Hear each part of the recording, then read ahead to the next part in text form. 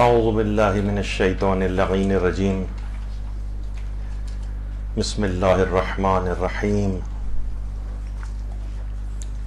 الحمد للہ وکفا وسلام علی عبادہ الذین اصطفی. درود بھیجیے.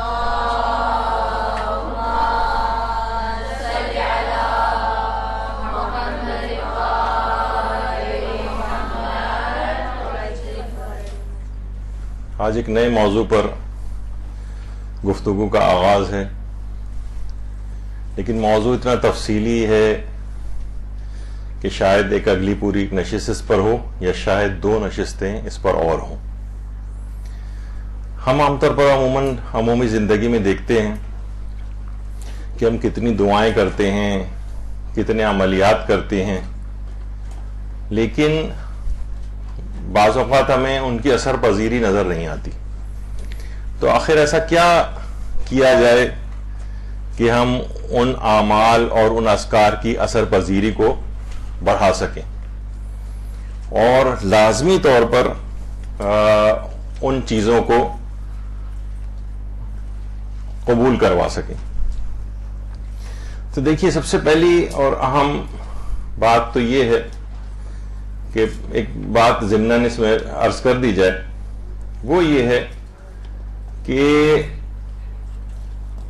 دیکھیے، ہر دعا، سب سے پہلے تو یہ بات یاد رکھنی چاہیے کہ دعا عبادت ہے. دعا ایک عبادت ہے. جس طریقے سے ہر عبادت کی کچھ شرائط ہوتی ہیں، کچھ شرائط ہوتی ہیں، کچھ لوازمات ہوتے ہیں اور کچھ مقدمات ہوتے ہیں. اچھا، جس طریقے سے آپ دیکھتی ہیں کہ عبادات ہے، عبادات جو ہیں وہ باطل بھی ہوتی ہیں، عبادت مکروہ بھی ہو جاتی ہے، عبادات قبول بھی نہیں ہوتی، غیر مقبول بھی ہوتی ہیں، عبادات کے ثواب کم بھی ہوتے ہیں، عبادات کے ثواب زیادہ بھی ہوتے ہیں. اسی طریقے سے آپ دیکھتی ہیں جیسے نمازیں ہو گئیں، روزے ہو گئے، روزے بھی حرام بھی ہوتے ہیں، روزے مکروہ بھی ہوتے ہیں، روزے باطل بھی ہو جاتے ہیں. اسی طریقے سے بالکل دعا کا بھی معاملہ ہے. دعا بھی کیونکہ عبادت ہے تو دعا جو ہے وہ رد بھی ہوتی ہے، دعا قبول بھی ہوتی ہے، اور کبھی دعا دیر سے قبول ہوتی ہے، کبھی دعا جلدی قبول ہو جاتی ہے. اسی طریقے سے دعا کے کچھ خاص مقدمات بھی ہیں، اس کے بھی کچھ لوازمات ہیں،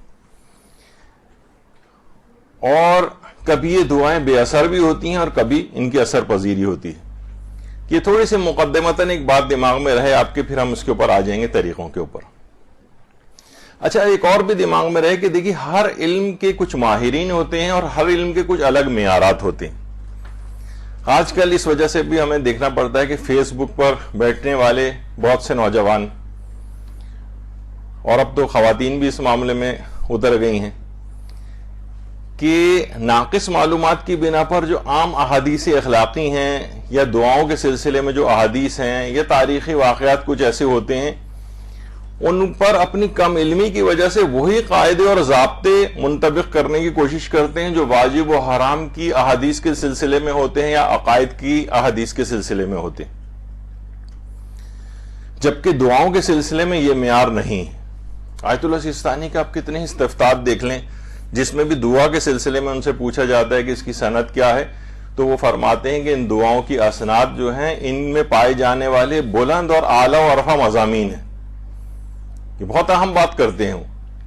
اس میں آپ کو یہ نہیں دیکھنا ہوتا کہ اس کے دعا کا راوی کون سا ہے، کیا ہے. دعاؤں اور زیارات کے سلسلے میں یہ چیز عام طور پر آیت اللہ سیستانی کے فتاوی میں اور دیگر علماء کے فتاوی میں بھی پیش آتی. تو دیکھیے، ہر مجتہد جو ہے وہ ہر محدث جو ہے وہ مجتہد نہیں ہوتا ہے، ہر فقیہ جو ہے وہ مورخ نہیں ہوتا ہے. یعنی ہر شخص اسی طریقے سے جو یہ دعاؤں وغیرہ کے بھی جو علماء ہیں، ان میں یہ ذرا الگ ان کی ایک طریقہ کار ہوتے ہیں، کچھ ان کے اپنے مشاہدات ہوتے ہیں، کچھ ان کے اپنے تجربات ہوتے ہیں. آپ مثلا پچھلی دفعہ ہم نے کہا تھا کہ دعا ہے، مثلا اس کو 3 ایک درس میں ذکر کیا تھا کہ ان کو 3 الگ الگ رنگ کے صفحات کے اوپر لکھا جائے. تو بہت سے لوگ کہتے ہیں کہاں سے اس قسم کی چیزیں آ جاتی ہیں جبکہ وہ بڑے بڑے علماء نے ذکر کی ہیں.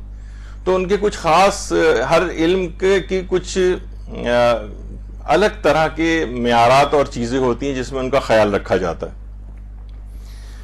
جی جس طریقے سے ہم دیکھتے ہیں نا عام طور پر ایلوپیتھک حضرات جو ہوتے ہیں، ڈاکٹر حضرات ہومیوپیتھس کا مذاق اڑاتے ہیں، ہومیوپیتھ جو ہیں حکیموں کا مذاق اڑاتے ہیں. تو اس طرح سے اس میں الگ الگ علماء جو ہیں وہ ان کے موجود ہیں. اس میں ایک آدمی جو محدث ہو وہ فقہ والے کا مذاق نہ اڑائے، فقہ والا جو ہے وہ اخلاقیات والے کا مذاق نہ اڑائے، کوئی رجال کا ماہر ہے تو ہر چیز میں رجال کو لانے پہ تیار ہو جاتا ہے وہ. تو یہ بہت ساری چیزیں ایسی ہیں. دیکھیے سب سے پہلی بات تو یہ کہ ہر دعا آپ کی قبول ہوتی ہے، یہ بہت اہم ہے. ادعونی استجب لکم، تم مجھ سے دعا کرو میں تمہاری دعاؤں کو قبول کروں گا. جو پروردگار عالم نے جب یہ بات کہہ دی ہے تو اس کے معنی یہی ہیں کہ اس کا دعا کو قبول کرنے کا ارادہ ہے. اگر دعا کو قبول کرنے کا ارادہ نہ ہوتا تو وہ آپ کو حکم کیوں دیتا کہ جو تم دعا مانگو میں قبول کروں گا. ادعونی استجب لکم، مجھ سے دعا کرو میں تمہاری دعاؤں کو قبول کروں گا. اس کا مطلب ہے کہ اس کا دعا کو قبول کرنے کا ارادہ ہے. لیکن ہم نے ہی کچھ ایسے اعمال انجام دے دیے ہیں، ہم نے کچھ مقدمات دعا کا خیال نہیں کیا ہے، کچھ اس کی شرائط و لوازمات کا خیال نہیں کیا ہے. اس وجہ سے بعض اوقات دعا قبول نہیں ہوتی اور دعا تاخیر سے قبول ہوتی ہے. اس کی کیا وجوہات ہیں ہم گفتگو کے آخر میں جب یہ دروس اختتام پذیر ہوں گے تو اس کے آخر میں ان کو ذکر کریں گے کہ بعض اوقات تاخیر کی وجوہات کیا ہوتی ہیں. تو اب آ جائیے ان چیزوں کی طرف. ہاں ایک بات اس میں اور عرض کر دی جائے کہ بعض اوقات دیکھیے بہت سے لوگ اس قسم کے ہوتے ہیں کہ وہ کہتے ہیں کہ جناب عملیت پسند بہت زیادہ ہوتے ہیں. کہتے ہیں ہر چیز جو ہے انسان کو پروردگار نے عمل کرنے کو کہا ہے، تو دعا کی طرف ان کا رجحان اتنا نہیں ہوتا.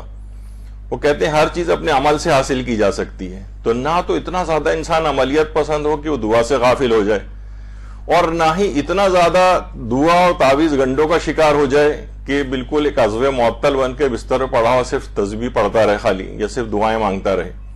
یہ دونوں چیزیں ناپسندیدہ ہیں اور ذرا غیر اعتدال پسندانہ رویے ہیں. لیکن بہرحال اب آ جائیے اس کے اوپر کہ دعاؤں اور عملیات کو لازمی قبول کروانے کے جو طریقے ہیں اس میں سب سے پہلی بات تو دیکھیے اہم ایک چیز یہ بھی ہے کہ دیکھیے دعا اصل میں اللہ اور بندے کے درمیان راز و نیاز کا ایک ذریعہ ہے. یہی وجہ ہے کہ ہمارے چھٹے امام جعفر صادق علیہ الصلوۃ والسلام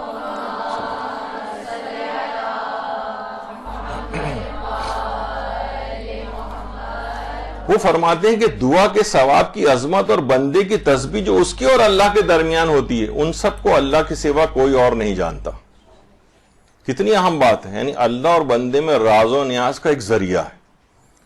اسی طرح سے دعا لازمی دیکھیے قبول ہو اور بہت تیز رفتاری سے بھی قبول ہوتی کہ یہ بھی ہمارے چھٹے امام ارشاد فرماتے ہیں کہ دعا نوک نیزہ سے زیادہ تیز اثر کرتی، بہت تیزی کے ساتھ اثر کرتی.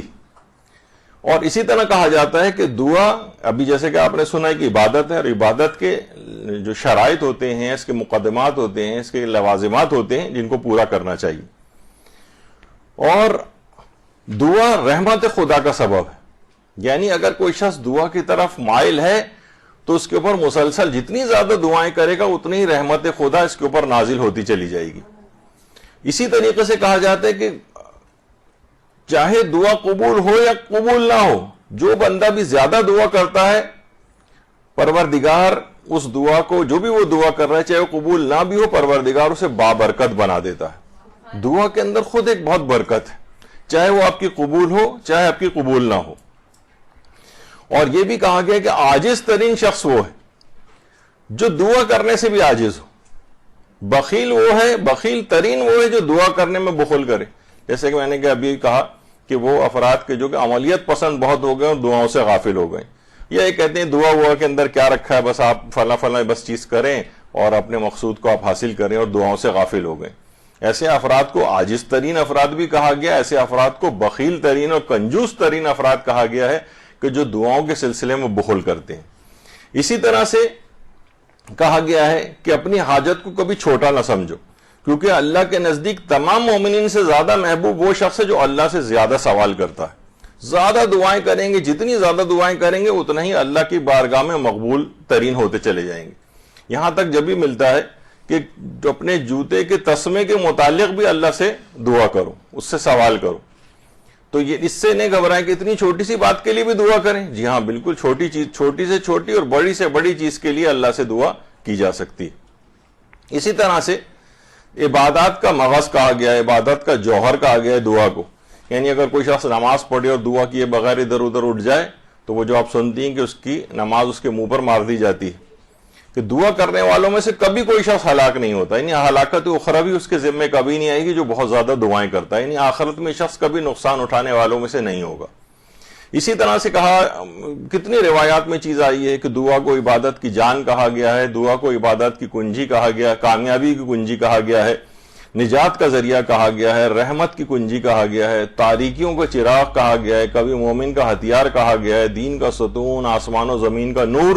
یہ سب کچھ روایات کے اندر دعا کو کہا گیا ہے.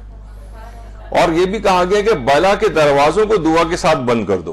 یعنی جتنی بھی آگے چل کر ہم ذکر کریں گے جو دعا کی جن باتوں کا خیال رکھا جاتا ہے اس میں سے ایک چیز ہے دعا قبل از بلا. وہ اپنے مقام پر ہم اس کو ذکر کریں گے. یعنی ابھی ایک بلا آئی نہیں ہے. یہ ہم عام طور پر یہ ہوتا ہے کسی مصیبت میں گرفتار ہو جاتے ہیں اس کے بعد پھر ہم دعا کرتے ہیں. نہیں، اس کو آنے ہی کیوں دیتے ہیں؟ اس کا پہلے سے دفعہ کر لیا کریں دعا کے ذریعے. تو بلا کے دروازوں کو دعا سے بند کرو.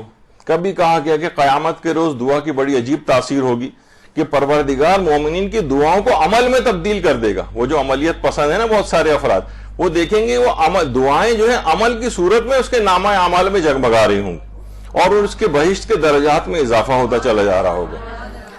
اللہم صلی علی محمد و آل محمد.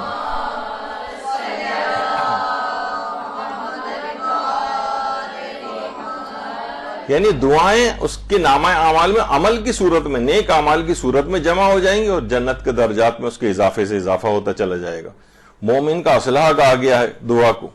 یعنی کسی مصیبت میں گرفتار، مشکل میں گرفتار ہوتا ہے تو اس کا دفعہ، اس کا مقابلہ اسی ہتھیار سے کرتا ہے، دعا سے.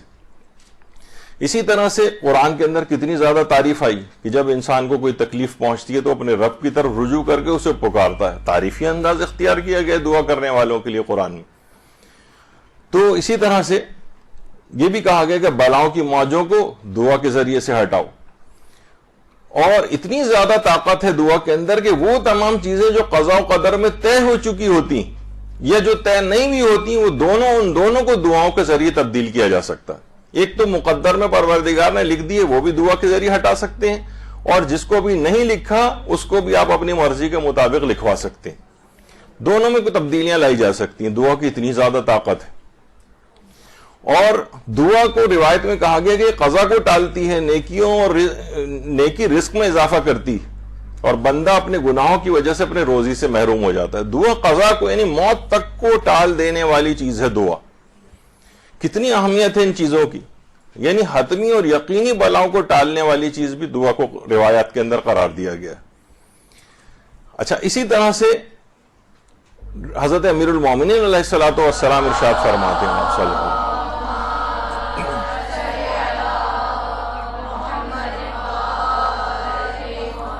دیکھیے ایک ہوتا ہے نا کہ جتنا انسان، ایک عام شخص کسی شخص سے بار بار مانگے تو اتنا ہی اس سے دور ہوتا چلا جاتا ہے وہ شخص. کہ یہ تو اس کو ایک دفعہ دے دیا، 2 دفعہ دے دیا، 5 دفعہ دے دیا، 10 دفعہ دے دیا، اس کے بعد جب 11ویں دفعہ نظر آئے گا تو خود کنی کترا کے نکلنا چاہے گا. بندوں کا تقرب ان سے سوال نہ کرنے کے ذریعے حاصل ہوتا ہے، اور خدا کا تقرب اس سے سوال کرنے کے ذریعے حاصل ہوتا ہے. جتنا اس سے مانگتے جائیں گے اتنا اس کے قریب ہوتے جائیں گے. بندوں سے جتنا مانگیں گے ان سے دور ہوتے جائیں گے. تو یہ سب دعاؤں کے چیزیں ہیں. اور یہ بھی چیز آئی ہے. اچھا اب دیکھیے دعاؤں کی قبولیت کی شرائط جن کا علم حاصل کرنا ضروری ہے. ہمارے چھٹے امام جعفر صادق علیہ الصلوۃ والسلام فرماتے ہیں،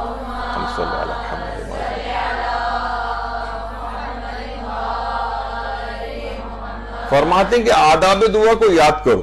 اگر دعا کی شرائط کو تم بجا نہیں لاؤ گے تو اس کی قبولیت کا انتظار بھی نہ کرو. اس کا مطلب ہے کہ دعاؤں کی قبولیت کی کچھ خاص شرائط ہیں جن سے آپ کو واقفیت رکھنا ضروری ہے. لوگ عام طور پر صرف یہی کرتے رہتے ہیں کہ صرف شکایت کرتے ہیں، ہم اتنی دعائیں کرتے ہیں قبول. ان کو بتائیں آپ یہ عمل کریں، جی یہ بھی کر چکے ہیں، یہ عمل کریں، یہ بھی کر چکے ہیں، یہ عمل کریں، یہ بھی کر چکے ہیں، ہر چیز تو کر چکے ہیں. تو پھر قبول کیوں نہیں ہو رہی؟ تو امام فرماتے ہیں دعا کی شرائط کو اگر بجا نہیں لاؤ گے تو اس کی قبولیت کا انتظار بھی نہ کرنا. عمل تو آپ کرتے جا رہے ہیں، دعائیں مانگتے جا رہے ہیں، عملیات کرتے جا رہے ہیں، لیکن شرائط کا خیال نہیں کیا. اور خدا سے ڈرو، اپنے اعمال کی اصلاح کرو، نیکی کا حکم دو، برائیوں سے روکو، تاکہ خدا تمہاری دعا قبول کرے.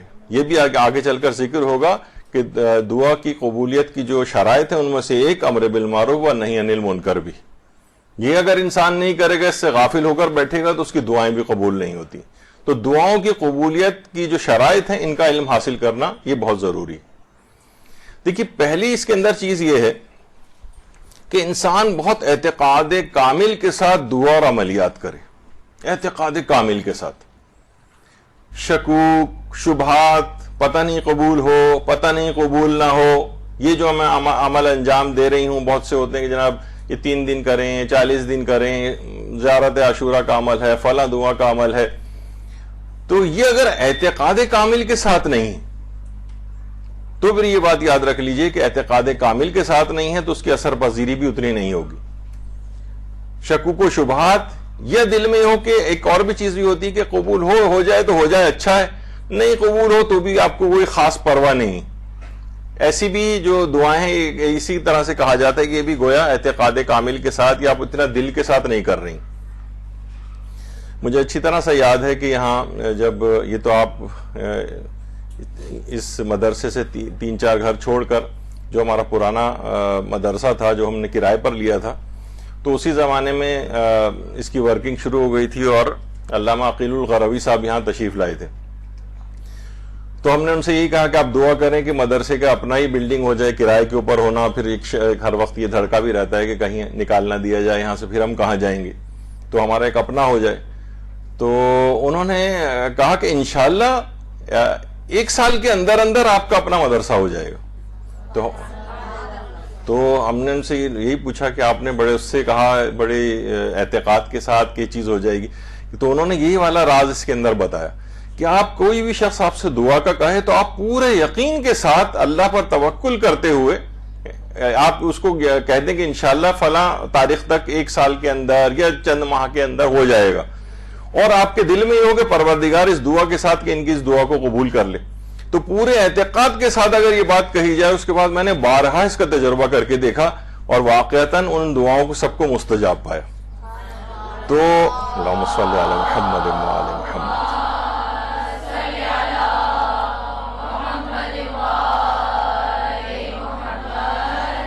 تو یہ شکوک، شبہات اور بہت ہی جلد اس کا نتیجہ بھی ہم نے دیکھا ان کی دعا کا، اور بہت ہی جلد اس مدرسے کے اسباب پیدا ہو گئے. اور خدا کا شکر ہے کہ یہ کرائے کی ہمیں جگہ سے جو ہے وہ نجات ملی اور ایک اپنی ایک مدرسہ ہو گیا، اور یہ دھڑکے سے نجات مل گئی، کبھی بھی نکالے جائیں گے.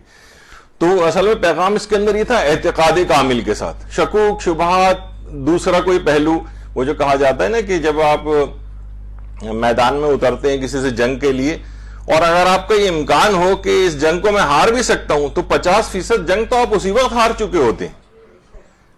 تو یہ والا پہلو آنا ہی نہیں چاہیے کہ یہ میری دعا ہو سکتا ہے قبول نہ ہو. آپ اپنے لوازمات کو پورا کریں، ساری ریکوائرمنٹس پوری کریں، اور پھر دیکھیں کہ کیسے پروردگار اس دعا کو قبول کرتا ہے. تو نمبر 1 چیز ہو گئی اعتقاد کامل کے ساتھ. دوسری چیز یہ ہے کہ خلوت اور تنہائی میں کوشش کریں، چاہے وہ دعائیں ہوں یا عملیات ہوں، یہ ذرا خلوت و تنہائی میں ہو.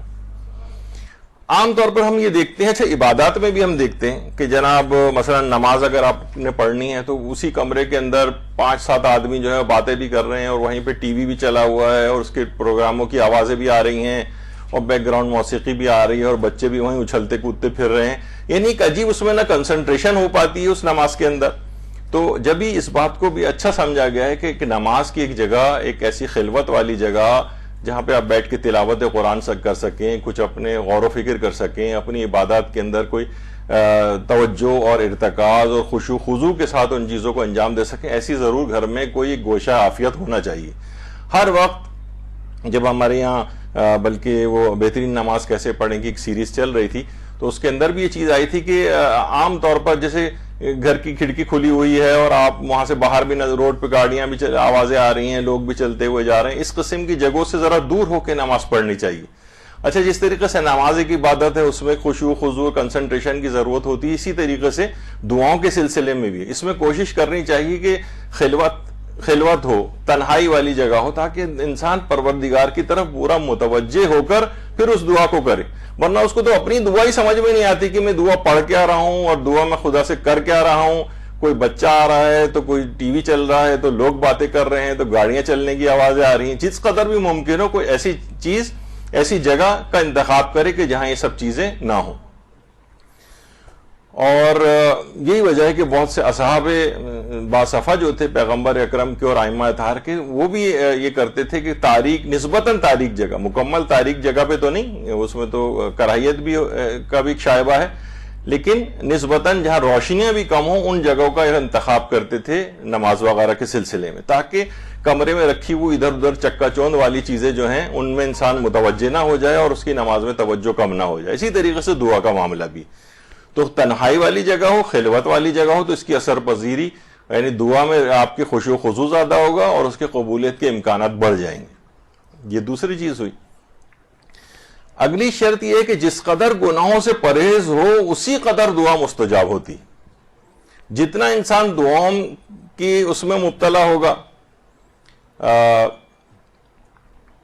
گناہوں میں مبتلا ہوگا، اسی قدر دعاؤں کی قبولیت کے امکانات کم ہوتے چلے جائیں گے. جب بھی روایات میں یہ چیز آئی ہے کہ بہترین دعا وہ ہوتی ہے جو پاکیزہ دل اور متقی قلب سے نکلے، اس کے قبولیت کے امکانات بہت زیادہ ہوتے ہیں، کیونکہ خود گناہوں کے اندر یہ صلاحیت ہوتی ہے کہ گناہ جو ہے قبولیت دعا میں رکاوٹ بنتے ہیں، قبولیت دعا میں رکاوٹ بنتے ہیں. اچھا، پھر روایات میں ایک چیز آئی کہ ایک شخص آتا ہے ہمارے چھٹے امام جعفر صادق علیہ السلام کے پاس، اللہم صلی علی محمد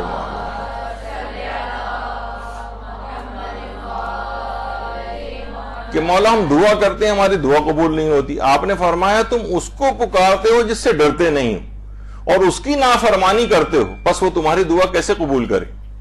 یعنی انسان جتنا پروردگار عالم سے ڈرے گا، گناہوں سے اپنے آپ کو روکے گا، اسی قدر اس بات کے امکانات بڑھ جائیں گے کہ اس کی دعا قبول ہو. کہ تم اس سے ڈر ہی نہیں رہے ہو، اس کی مسلسل نافرمانیاں کر رہے ہو، تو وہ تمہاری دعاؤں کو کیسے قبول کرے؟ تو ایک وجہ یہ ہوئی کہ جس قدر انسان گناہوں میں مبتلا ہوتا ہے اسی قدر اس بات کے امکانات ہوتے ہیں کہ اس کو دعا قبول نہ کی جائے. اور پیغمبر اکرم نے یہ بات بھی ارشاد فرمائی کہ اے ابا ذر، نیک کردار کے ساتھ دعا مانگنا اتنا ہی کافی ہے جتنا طعام کے لیے نمک کی مقدار کافی ہوتی.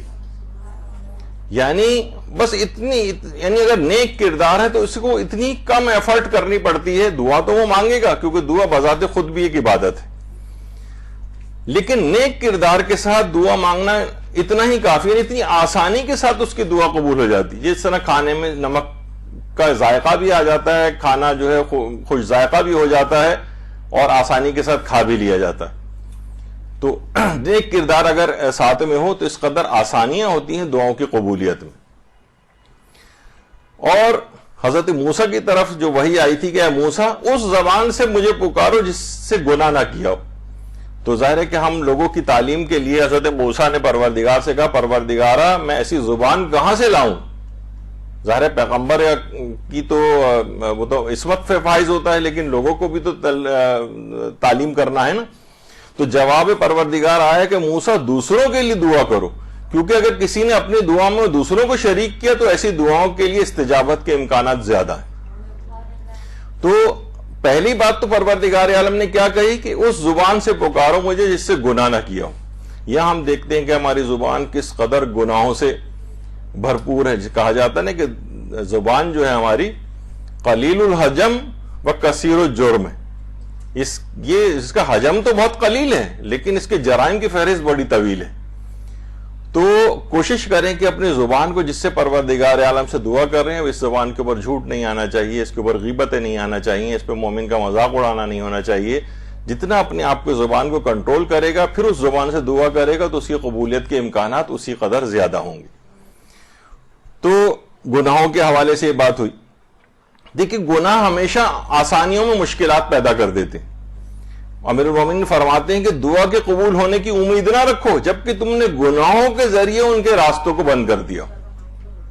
اس کا مطلب یہ ہوا کہ آسانی کے ساتھ لوگ کہتے ہیں کہ بھئی ہم آسانی کے ساتھ چیز ہو رہی ہوتی ہے اور اچانک سے وہ کام خراب ہو جاتا ہے. اتنا یہ ہمارے پاس سوال آتے ہیں اس کے کہ سیدھا سیدھا چلتا ہوا کام اینڈ میں خراب ہو جاتا ہے. رشتے آ رہے ہیں اور بہت تقریباً تاریخیں طے ہونے جا رہی ہیں اور اس کے بعد اچانک سے منع ہو جاتا ہے. انٹرویو دینے جا رہے ہیں, ہر چیز پاس کرتے ہوئے جا رہے ہیں, اچانک سے جاب نہیں لگ رہی ہوتی, اچانک سے کاروبار میں نقصان ہو جاتا ہے, یا کوئی بھی اس طرح کی چیزیں. تو اس میں گناہ ہمارے آسان راستوں کو بھی مشکل بناتے ہیں. انسان کو چاہیے کہ اب جتنا اپنے آپ کو گناہوں سے بچائے گا اتنی اس کی دنیا کی زندگی بھی آسان ہوگی اور آخرت میں تو یقیناً آسانیاں ہی آسانیاں ہوں گی. تو گناہ آسانیوں کو مشکل بناتے ہیں, ان سے اپنا پیچھا چھڑانا چاہیے. ایک بات اور بھی کہا جو کہ آپ دعائے کمیل کے اندر بھی پڑھتے ہیں کہ پروردگارہ میرے ان گناہوں کو معاف کر دے, اللہم اغفر لی الذنوب التی تحبس الدعا, میرے ان گناہوں کو معاف کر دے کہ جو کہ قبولیت دعا میں رکاوٹ بن جاتے. تو ہمارے چوتھے امام امام زین العابدین علیہ الصلوۃ والسلام نے بھی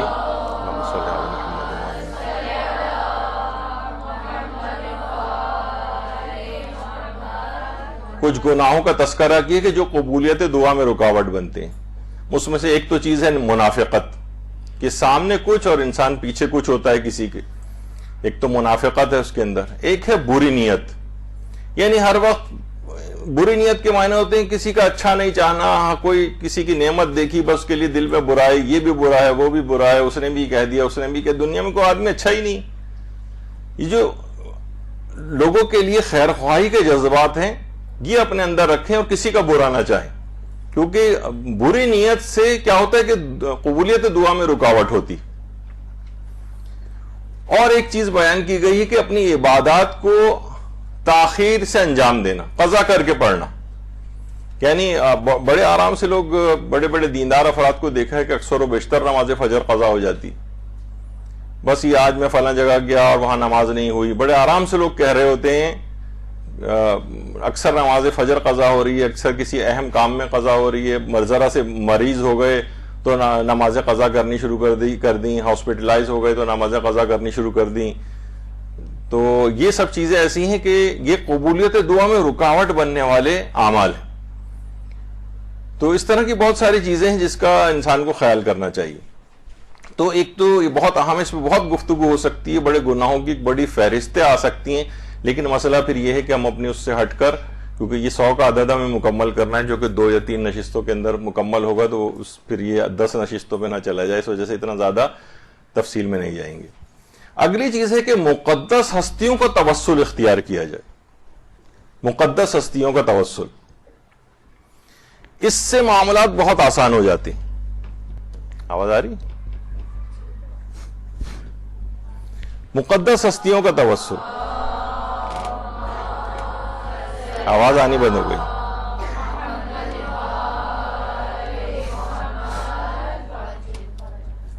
نیچے میرے خیال ذکر کر دیں کہ چلنا بند ہو گیا مائک. ہاں آپ آئیے. تو جتنا مقدس ہستیوں کا توسل اختیار کیا جائے گا, پھر آواز غائب ہو گئی, ہاں اب آ گئی, اسی قدر امکانات بڑھتے چلے جائیں گے کہ دعاؤں کی قبولیت کے. کیونکہ انسان بعض اوقات کچھ وہابی عقائد کا شکار ہو جاتا ہے کہ جناب کسی ڈائریکٹ اللہ کو پکارو اور اسی کے ساتھ دعا کرو, تو یہ ضروری نہیں, یہ بہت ہی منحرفانہ سوچ ہے. توسل کے ذریعے آسانی کے ساتھ دعائیں قبول ہوتی ہیں. دیکھیے ہمارے 7ویں امام موسی کاظم علیہ الصلوۃ والسلام,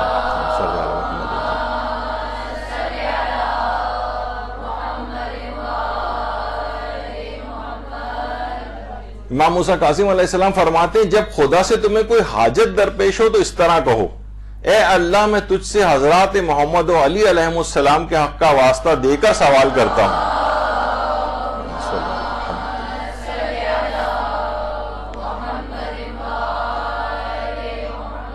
کہ ان کی بلند ترین شان ہے.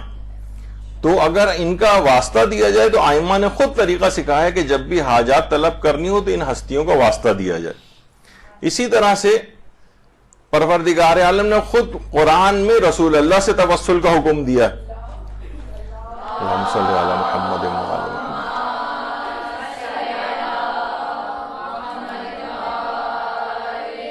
اور ہم نے کسی رسول کو بھی نہیں بھیجا ہے مگر صرف اس لیے کہ حکم خدا سے اس کی اطاعت کی جائے. اور کاش جب جن لوگوں نے اپنے نفسوں پر ظلم کیا تھا تو وہ آپ کے پاس آتے اور خود بھی اپنے گناہوں کے لیے استغفار کرتے اور رسول بھی ان کے حق میں استغفار کرتے تو خدا کو بڑا ہی توبہ قبول کرنے والا اور مہربان پاتے. یعنی جن لوگوں نے اپنے نفسوں پر ظلم کیا یہ رسول اللہ کے پاس آتے اور اپنے گناہ پر استغفار کرتے اور پھر رسول اللہ ان کے لیے استغفار کرتے. یعنی رسول اللہ کا توسل یہ لوگ اختیار کرتے تو پروردگار عالم ان کی توبہ کو بہت آسانی کے ساتھ قبول کر لیتا. اچھا یہاں پر یہ بات نہیں کہے گی کہ پیغمبر کے پاس ان کی زندگی میں آئیں، چاہے ان کی زندگی میں آئیں چاہے ان کے بظاہر دنیا سے پردہ فرما جانے کے بعد آئیں، ہر صورت میں پیغمبر کے پاس آنے سے لوگوں کا استغفار اور دعائیں قبول ہوتی. یہ خود قرآن نے توسل کو اس انداز سے حکم دیا ہے. اسی طریقے سے حضرت امیر المومنین کی دعاؤں میں توسل کی بہت تعلیم ہے کہ ہمارے چھٹے امام اللہم صلی علی محمد و علی محمد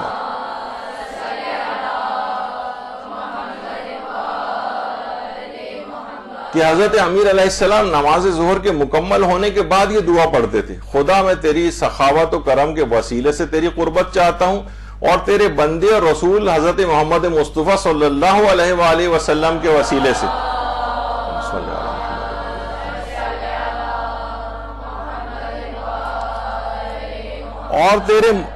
اور تیرے مقرب ملائکہ کے وسیلے سے اور تیرے انبیاء و مرسلین کے وسیلے سے میں تیری قربت چاہتا ہوں. تو خود چھٹے امام فرماتے ہیں کہ حضرت امیر المومنین توسل اختیار کیا کرتے تھے یا ہماری تعلیم کے لیے یہ ہمیں چیزیں بیان کرتے تھے. وہ خود بھی توسل اختیار کرتے تھے اور ہمیں بھی تعلیم دیتے تھے کہ ان طریقہ کار کو تم اپنی دعاؤں میں استعمال کر کے ان کی قبولیت کے امکانات کو بڑھاؤ. اسی طرح سے ہمارے 8ویں امام علی رضا علیہ الصلوۃ والسلام اللہ صلی اللہ علیہ وسلم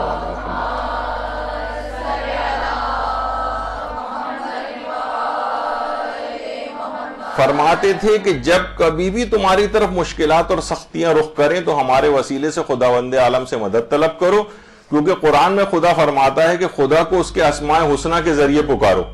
خدا کی قسم ہم اہل بیت خدا کے ایسے اسماء حسنہ ہیں کہ ہماری معرفت کے بغیر کسی کا بھی عمل قبول نہیں ہوگا. تو خود ائمہ نے کہا کہ ہمارے وسیلے سے پروردگار عالم سے مدد طلب کرو. تو کتنی زیادہ ان وسیلوں کی اہمیت ہو گئی. اور صرف ہمارا ہی نظریہ نہیں بلکہ خود علماء اہل سنت نے اپنی کتابوں میں اس بات کو لکھا ہے.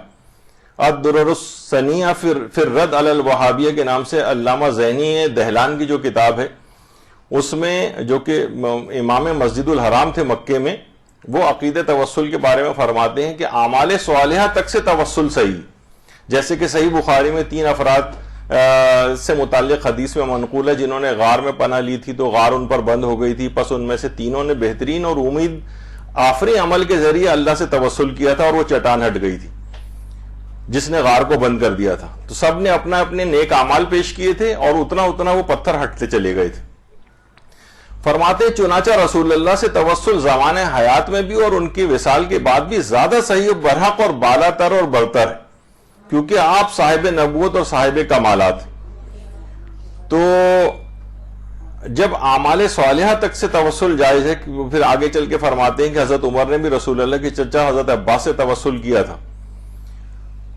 تو لوگ ان سے کہیں گے اگر اعمال صالحہ سے توسل جائز ہے تو بس کون سی چیز مانے کہ اس میں رسول اللہ کی ذات سے توسل نہ کیا جائے. ان نوجوانوں نے اپنے نیک اعمال توسل کے طور پر پیش کیے تھے اور غار سے پتھر ہٹا تھا. تو پیغمبر اکرم تو کس قدر اعلیٰ اور عرفہ ذات ہے، ان کا توسل کیوں نہ اختیار کیا جائے کہ آپ صاحب منصب نبوت و رسالت ہیں اور صاحب کمالات.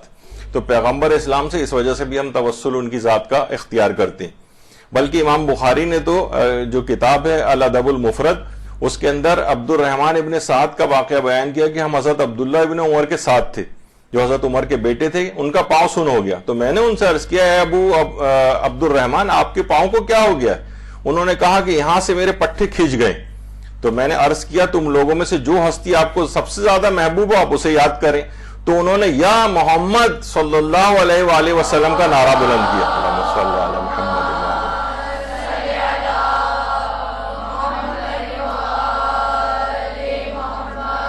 امام بخاری نے الادب المفرد میں لکھا کہ راوی بیان کرتا ہے کہ اسی وقت ان کے اعصاب کھل گئے اور وہ شفا یاب ہو گئے، یعنی اسی وقت پیغمبر سے توسل کے نتیجے میں شفا نصیب ہو گئی۔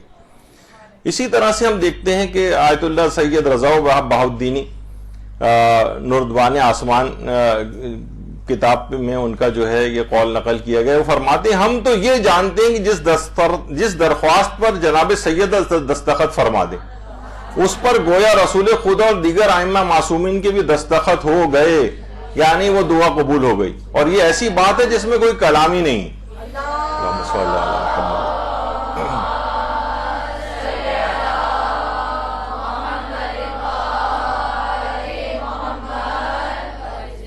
تو آپ نے دیکھا کہ دعاؤں کے سلسلے میں حضرت زہرا سے توسل، کہ یعنی اگر آپ نے ان کو توسل قرار دیا اپنی دعاؤں میں حضرت زہرا کو، تو آپ خود دیکھیں گی کہ گویا پیغمبر اسلام نے بھی اور تمام ائمہ اطہار نے دستخط کر دیے اس دعا کے اوپر، اور یہ بات لوگوں کی تجربہ شدہ ہے۔ وہی بات بیان فرماتے ہیں کہ ہم نے کبھی بھی حضرت زہرا سے علی الخصوص جب بھی توسل اختیار کیا ہے کبھی اس دعا کو رد نہیں دیکھا ہے۔ تو یہ بہت اہم ہے دعاؤں کے توسل میں حضرت زہرا کا توسل۔ اور اسی طریقے سے حضرت زینب سلام اللہ علیہ، اللہم صلی علی محمد،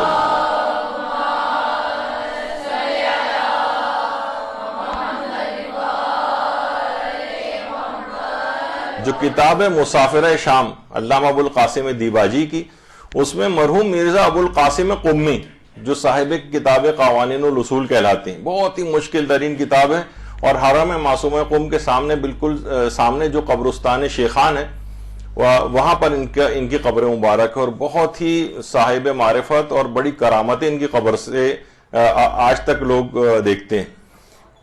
یہ فرماتے تھے کہ یہ حضرت زینب کے اسم مقدس سے ہمیشہ توسل کرتے تھے اور اسے استجابت دعا کا بڑا اہم سبب سمجھتے تھے، یعنی کبھی بھی حضرت زینب سلام اللہ علیہ کا دعاؤں میں توسل اختیار کیا جائے تو انشاءاللہ اسے بہت جلد اس کو قبولیت کے درجے پر پائیں گے۔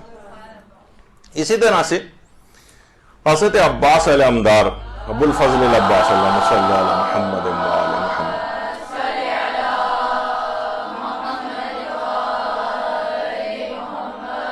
آیت اللہ سید موسیٰ شبیری زنجانی آج کل زندہ اور حیات مراجع میں سے ایک ہیں، وہ فرماتے ہیں کہ حضرت ابو الفضل العباس کا باب الحوائج جو ہونا قطعی امور میں سے، اور اس بنا پر لوگ زیادہ تر مشکلات میں آپ سے ہی توسل کرتے ہیں۔ آپ کا باب الحوائج ہونا تواتر سے ثابت ہے۔ امام سجاد علیہ السلام نے فرمایا تھا کہ حضرت عباس کو وہ مقام اور مرتبہ حاصل ہے، اللہم صلی علی محمد وآل محمد، کہ سب شہداء ان کے مقام کو دیکھ کر ان پر رشک کریں گے۔ تو اتنی زیادہ کرامتیں حضرت عباس کے توسل سے لوگوں کو ملتی ہیں کہ باب الحوائج ہونا ان کا یہ بالکل قطعی امور میں سے، آیت اللہ موسیٰ شبیری زنجانی فرماتے ہیں، تو ان کا توسل اختیار کیا جائے۔ اور آیت اللہ مہدی مازندرانی فرماتے ہیں، کتاب خصائص عباسیہ جو ہے ان کی کتاب، کہ جس کو بھی کوئی حاجت ہو اور مشکل حل کروانی ہو، اللہ سے حضرت عباس کے نام سے توسل کرے اور اس کی اس قدر اس وقت تک تکرار کرے جب تک حاجت پوری نہ ہو اور مشکل حل نہ ہو جائے۔ اور طریقہ کار کیا ہے؟ 133 مرتبہ درود بھیجے محمد و آل محمد علیہ السلام پر، اللہم صلی علی محمد و آل محمد،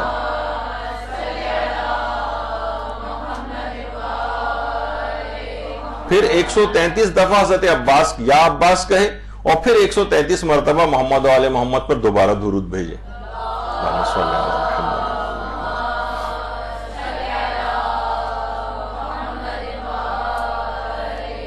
آیت اللہ شیخ مہدی مازندرانی فرماتے ہیں کوئی بھی حاجت اور مشکل حل کرانی اس طریقہ کار پہ عمل کریں، لازمی آپ کی حاجت قبول ہو جائے گی۔ تو یہ اس لحاظ سے توسل حضرت عباس علمدار سے۔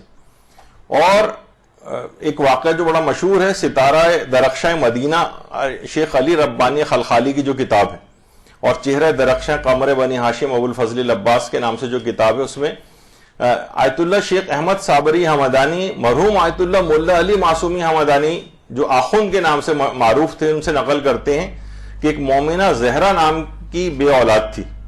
اس کو ایک دوسری مومنہ نے کہا کہ تم نظر کرو کہ اگر تمہارے ہاں بیٹی کی ولادت ہوئی تو تم اس کا نام ابو الفضل رکھو گی۔ کچھ عرصے بعد اس کے ہاں بیٹی کی ولادت ہو گئی، بچے کا نام ابو الفضل بھی رکھ دیا گیا۔ جب یہ بچہ 15 سال کا ہوا تو اتنا شدید بیمار پڑا کہ اس کی صحت یابی سے مایوس ہونے لگی۔ اس جوان کی ماں زہرا خانم نے شدت کے ساتھ حضرت عباس سے توسل کیا۔ زہرا خانم کو اس عورت نے کہا کہ تم پریشان نہ ہو، جوان صحت یاب ہو جائے گا۔ میں نے خواب میں دیکھا ہے کہ کچھ عورتیں تمہارے گھر میں داخل ہوئی ہیں جن میں مادر حضرت عباس ام البنین بھی ہیں۔ اللہم صلی علی محمد وعلی محمد۔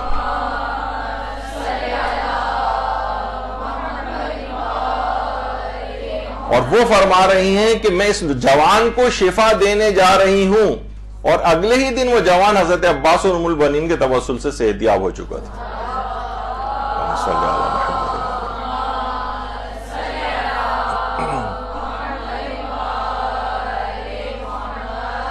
یہاں بہت سارے افراد کو اس بات پہ وہ ہونے لگتا ہے کہ یہ حضرت ام البنین نے ایسے کیسے کہہ دیا میں شفا دینے جا رہی ہوں، یعنی ان کو ان بزرگ ہستیوں کا کہ اللہ اپنے فضل اور کرم سے ان کو کچھ اختیارات بھی نہیں دے سکتا، گویا اس کے ہاتھ اتنے بندھے ہوئے ہیں کہ یہ افراد جو اس کی بارگاہ میں اتنی قربانیاں جنہوں نے دی ہیں ان کے ہاتھ پہ کچھ کرامتیں بھی ظاہر نہیں کر سکتا وہ، تو اس قسم کے وہابیانہ عقائد کی بھی ترویج یہاں پر کی جاتی ہے۔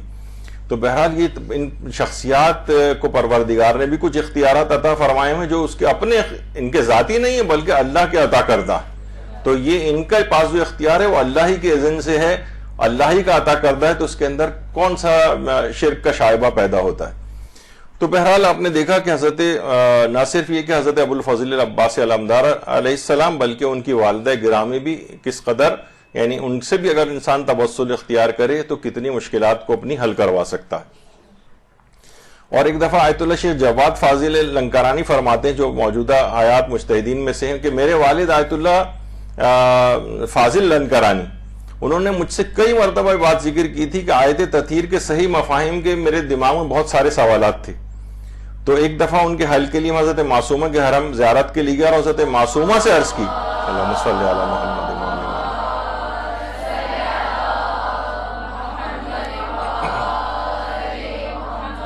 کہا کہ معصومہ مجھے کسی چیز کی ضرورت نہیں ہے، بی بی میری صرف اتنی مدد کریں گے میں آیت تطہیر کا مطلب صحیح طور پر سمجھ سکوں اور اس آیت کے سلسلے میں جو سوالات میرے دماغ میں ان کا جواب حاصل کروں۔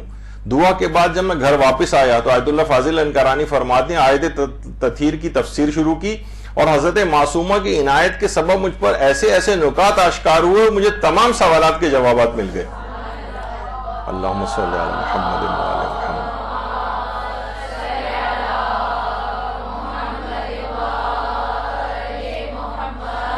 یہاں تک کہ پوری ایک کتاب انہوں نے آیت تطہیر کی تشریح اور تفسیر کی صورت میں لکھی۔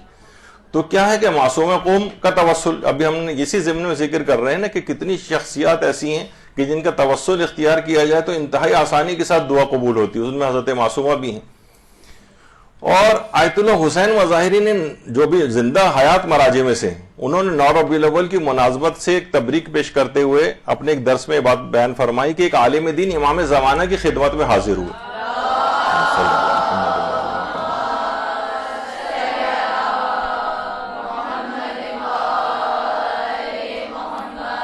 اور آپ سے کچھ پراسرار علوم جنہیں علوم غریبہ کہا جاتا ہے ان کی تعلیم کی درخواست کی، اور وہ جبکہ وہ یہ بات جانتے تھے کہ ان علوم کا حاصل کرنا حرام ہے۔ دیکھیے جیسے جادو کا حاصل کرنا، کالے علم کا حاصل کرنا، یہ سب حرام ہے۔ امام زمانہ علیہ السلام نے فرمایا کہ تم علوم غریبہ کو جان کر کیا کرو گے؟ میں تمہیں ایسا نسخہ بتاتا ہوں جو ان تمام علوم سے بہتر ہے۔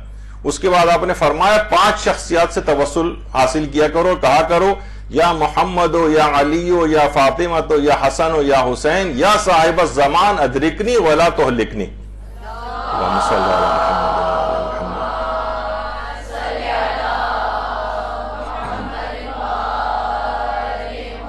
وہ عالم دین فرماتے ہیں کہ جب حضرت حجت نے فرمایا ادرکنی تو میرے ذہن میں یہ بات آئی کہ امام نے ادرکونی کیوں نہیں کہا، یعنی جب 6 ذوات اقدس کے نام لیے تھے تو اس میں جمع کا صیغہ ہونا چاہیے تھا، امام نے مفرد کا صیغہ استعمال کیا ہے۔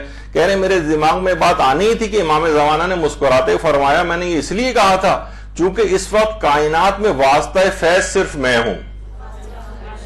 آیت اللہ مظاہری نے مزید بیان کیا اگر ہم پیغمبر اکرم کے کسی امام سے بھی توسل اختیار کرتے ہیں تو جو کچھ ہمیں وہاں سے ملتا ہے ان کی بارگاہ سے وہ امام زمانہ کے ذریعے ملتا ہے۔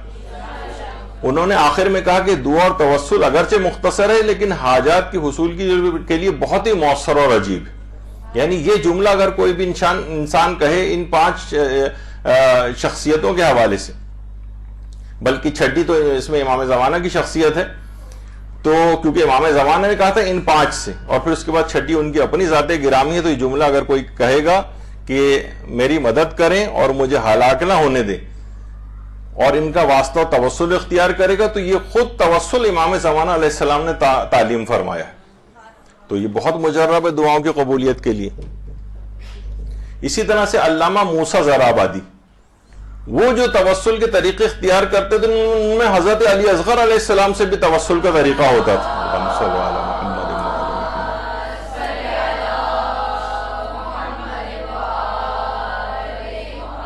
کل شب سے جن کی ولادت کی آپ خوشیاں منا رہے ہوں گے، تو وہ طریقہ یہ بتاتے تھے کہ وضو کے بعد تھوڑا استغفار کیا جائے، پھر 2 رکعت نماز توسل حضرت علی اصغر پڑھا کرتے تھے، اور نماز مکمل ہونے کے بعد 500 مرتبہ پورے خلوص قلب سے درود پڑھ کر حضرت علی اصغر کی خدمت اقدس میں ہدیہ کرتے تھے. دیکھیے، اور پھر آیت اللہ سید موسیٰ زرابادی کہتے تھے اس توسل کے ذریعے میں نے بہت سارے کاموں کو انجام دیا. اچھا، عالم آخرت میں ہم یہ سمجھتے ہیں کہ شاید حضرت علی اصغر اب بھی اسی بچپنے والے فیز میں ہیں، دماغوں میں کانسیپٹ یہ ہوتا ہے، جبکہ ایسا نہیں، بلکہ اتنا وقت نہیں ہمارے پاس، ورنہ اس میں ذکر کرتے کہ خود بعض ائمہ حضرت علی اصغر سے توسل کی تعلیم فرماتے. یعنی جب وہ عالم روحانیت میں، جب یہ عالم آخرت میں انسان پہنچ جاتا ہے تو وہاں اس طرح سے وہ نہیں ہوتا، بلکہ وہ ایک مکمل ایک ویسی شخصیت ہوتا ہے.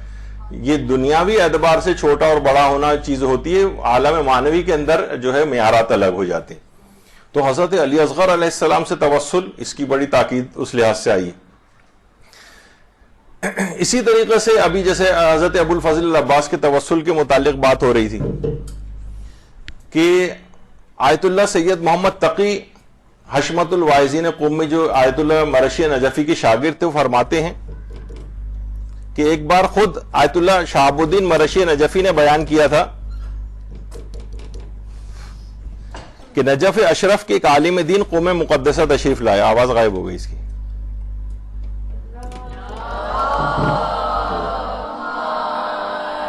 صحیح.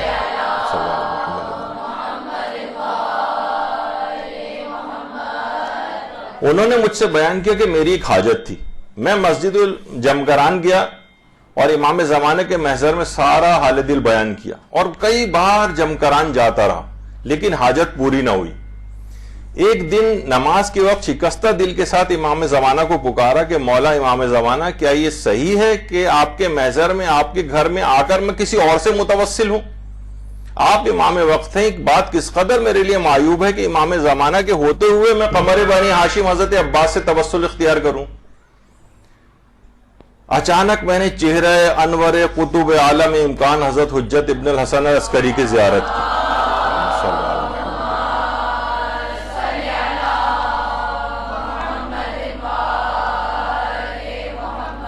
اور بغیر تعامل کے یہ بات حضرت حجت سے یہ والا سوال پوچھ لیا. حضرت حجت نے بہت محبت سے جواب دیا، نہ صرف یہ کہ توسل غلط نہیں ہے حضرت عباس سے، اور نہ ہی میں ناراض ہوں گا، بلکہ میں تمہاری رہنمائی کرتا ہوں کہ جب بھی حضرت ابو الفضل العباس سے حاجت طلب کرنی ہو، یہ کہا کرو یا ابا الغوث ادرکنی، اے ابو الغوث میری مدد کیجیے. یعنی خود امام زمانہ علیہ السلام حضرت عباس علمدار سے توسل کی تاکید فرماتے. تو اس سے اندازہ لگائیے کہ چیزیں دعاؤں کی قبولیت میں کس قدر مؤثر. اور یہی وجہ ہے کہ امام حسن عسکری علیہ السلام نے امام حسین علیہ السلام کے وسیلے سے، اللہم صلی علی محمد و علی محمد،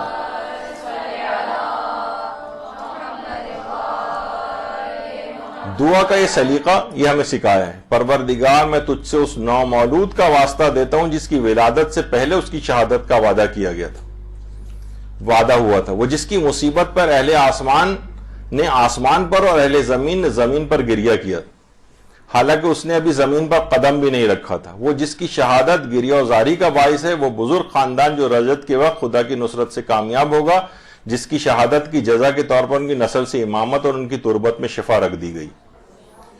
تو امام حسن عسکری علیہ السلام نے تعلیم کی ہے کہ امام حسین سے توسل اختیار کیا جائے، اور بہت اچھے الفاظ جو خود معصورہ اس کے اندر آئے ہیں، بھی آگے چل کر ہم ذکر کریں گے کہ جن الفاظ میں آئمہ نے دعائیں کی ہیں وہ الفاظ وہاں سے اٹھا کر ان کو آپ دعاؤں کے سلسلے میں توسل کے وہ طریقے جو جن الفاظ میں جو توسل کیا گیا وہی اگر آپ کریں تو اور زیادہ بہتر ہوگا، اور اپنے الفاظ کے اندر بھی کر سکتے ہیں۔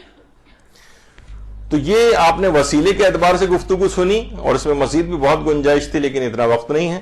اس کے بعد اگلی جو چیز آتی ہے، اس میں جو شرط آتی ہے وہ ہے مرتکز ذہن کے ساتھ ڈوب کر دعا کی جائے، یعنی پوری کنسنٹریشن کے ساتھ دعا ہو، اور اپنی دعا کو آپ خود پوری فیل کریں، محسوس کریں۔ دیکھیے ہمارے ساتھ آج کل ایک چیز یہ بھی ہوگی، ہر چیز بہت سرسری انداز سے کرتے ہیں۔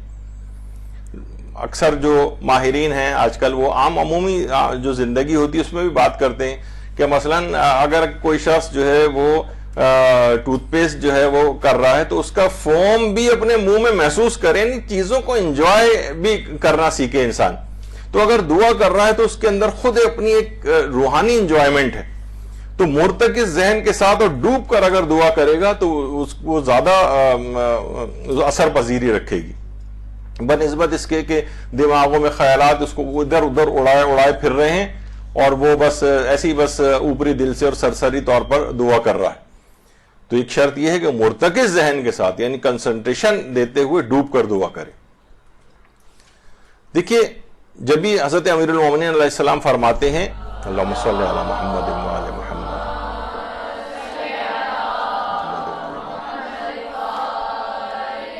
کہ دعا کا بہترین مددگار خشوع خضوع ہے، یعنی جتنا خشوع خضوع اس میں بڑھے گا یہ اتنا ہی دعا کی قبولیت میں مدد دے گا، اور جتنا آپ کے دماغ ادھر ادھر ہوگا اتنا ہی امکانات کم ہوں گے قبولیت کے۔ تو دعا کا مددگار ہے یہ ڈوب کر اور مرتکز دماغ کے ساتھ دعا کرنا۔ اچھا اگر کوشش کریں کہ ایک تو یہ ہے کہ ہم عام زندگی کی جو دعائیں کرتے ہیں وہ تو خیر دماغ میں ہوتی ہیں ہمارے، لیکن کوئی اور بھی ایسی دعائیں ہیں جیسے تعقیبات نماز ہیں کی دعائیں ہیں یا کچھ اور، وہ اگر حفظ ہو تو بہت بہتر ہے، کیونکہ جب انسان دیکھ کر پڑھ رہا ہوتا ہے تو اتنا زیادہ اس دعا کی طرف متوجہ نہیں ہوتا ہے۔ حفظ ہو، اس کو دماغ میں ہو کہ میں کیا دعا پڑھ رہا ہوں، تو اتنا ہی زیادہ اس کے اندر ذرا ڈوبتا ہے اس دعا کے اندر۔ دعا حفظ ہو تو زیادہ بہتر ہے، یہ دعا کی قبولیت میں بھی زیادہ امکانات کو لے کر آئے گی۔ اور ایک ہے کہ دیکھ کر پڑھیں، اٹک اٹک کے پڑھ رہے ہیں، رک رک کے پڑھ رہے ہیں، ظاہر ہے ہماری مادری زبان بھی عام طور پر نہیں ہے، یا بار بار ترجمے کی طرف جا رہے ہیں تو بعض اوقات ترجمے غیر مانوس ہوتے ہیں، تو ایک دفعہ اچھی طرح سے اس کا دعا کا مفہوم سمجھ کے اگر اسے یاد کر لیا جائے، خاص طور پہ تعقیبات نماز کی جو دعائیں ہیں اور جو اور چھوٹی دعائیں ہیں وہ اور زیادہ آپ کو بہتر لگے گا۔ بچوں کو بھی یاد کرانی چاہیے۔ ہم نے یہاں پر جو چھوٹے بچوں کا مدرسہ ہے اس میں بھی اس کو انکریج کرتے ہیں کہ دعائیں وغیرہ ان کو یاد ہوں، بلکہ بعض اوقات انسینٹیوز بھی، ابھی کچھ دن بعد ایک پروگرام ہونے والا ہے، اس میں مختلف دعائیں، قرآنی سورہ، جیسے ہمارے مولانا غلام علی وزیری صاحب یہاں پر جب مسجد میں نماز پڑھاتے تھے، آج کل تو علیل ہیں، دعا کیجیے گا پروردگار سے کہ مولانا محترم جلد سے جلد مکمل طور پر صحت یاب ہوں تاکہ آپ بھی ان سے استفادہ کر سکیں۔ تو مولانا جب یہاں پر شب جمعہ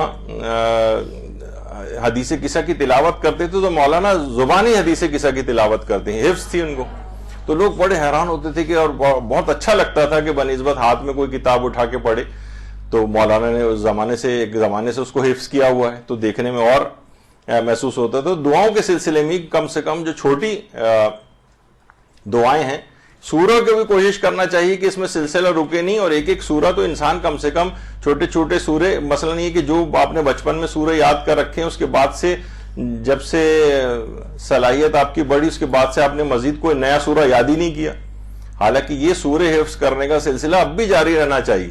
وہی بس آخری پارے کے بالکل آخری 3 یا 4 صفحات کے اندر جو سورہ، ان کے علاوہ کوئی اس سے زیادہ آگے بڑھتا ہی نہیں، حالانکہ اور چھوٹے سورے بھی ہیں جن کی طرف جانا چاہیے حفظ میں۔ تو دعا حفظ ہو تو زیادہ بہتر ہے۔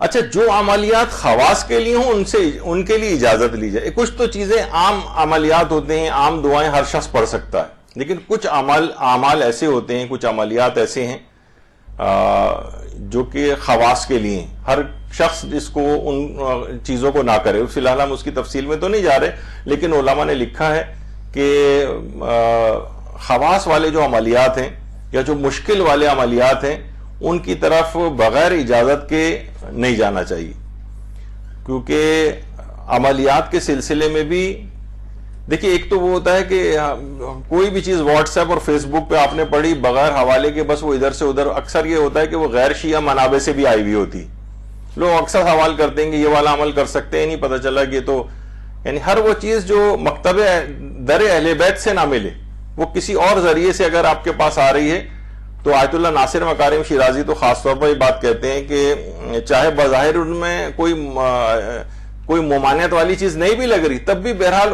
ان کو اوائڈ کریں تو زیادہ بہتر. یعنی جو اہل بیت کے در سے آپ کو ملیں جس کا کوئی مستند حوالہ موجود ہو یا علماء کرام کے حوالے سے آپ کو ملے جس کے اندر ایک اوتھینٹسٹی ہو, ان عملیات کو کریں, ان کے علاوہ جو ہے ان کی طرف نہ جائیں. تو خواص والے جو عملیات ہیں وہ کرنا اگر آپ نے شروع کیے تو بعض اوقات اس میں نقصان کا بھی ایک احتمال ہو سکتا ہے, کیونکہ ہر آدمی ہر چیز کو برداشت نہیں کر سکتا. جیسے آپ دیکھتے ہیں کہ دواؤں کی بھی ڈوزز ہوتی ہیں, پر کلو گرام باڈی ویٹ کے اعتبار سے ہوتی ہیں, بچوں کی الگ ڈوز ہوتی ہے, بڑوں کی الگ ڈوز ہوتی ہے. تو اسی طریقے سے دعاؤں کے سلسلے میں بھی کچھ اس طرح کے کچھ خاص باتیں ہیں جن کا خیال رکھنا چاہیے. اچھا, خاص اوقات میں اگر عملیات کیے جائیں یا دعا کی رعایت کی جائے تو بہت اچھا ہے. کچھ خاص اوقات, دعا ویسے تو ہر وقت کر سکتا ہے انسان, لیکن کچھ موقع ایسے ہیں, کچھ خاص اوقات ایسے ہیں کہ ان میں زیادہ امکانات ہوتے ہیں دعا کے قبول ہونے کے. جیسے کہ روایت میں چیز آئی ہے ہمارے چھٹے امام جعفر صادق علیہ الصلوۃ والسلام نے, اللہم صلی علی محمد.